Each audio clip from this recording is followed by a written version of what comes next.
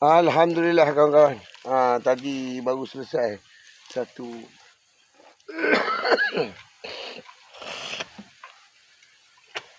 treatment untuk lelaki.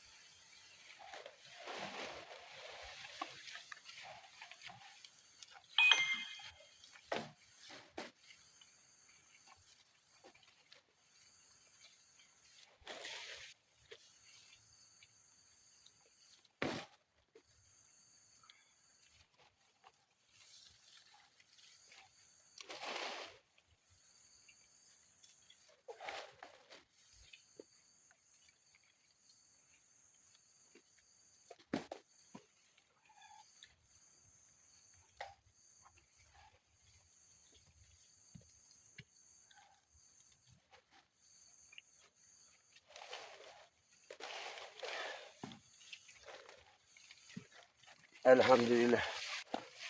Nampak lelaki? Tak nampak? Lelaki duduk balik pokok tu. Dia kena simpan dekat pokok ni. Okeylah, dah 11 hari, 12 hari dia duduk sini.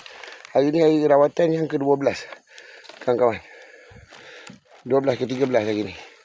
Hari yang ke-13. Alhamdulillah. Kita tengok kalau besok betul-betul kering dah luka dia, parut putih, kita lepaskan dia. Kalau masih ada lagi bau tu, kita tak lepas dia. Okey? Mungkin 2 minggu, masuk 2 minggu lah. Selepas 2 minggu baru kita lepas kot. InsyaAllah.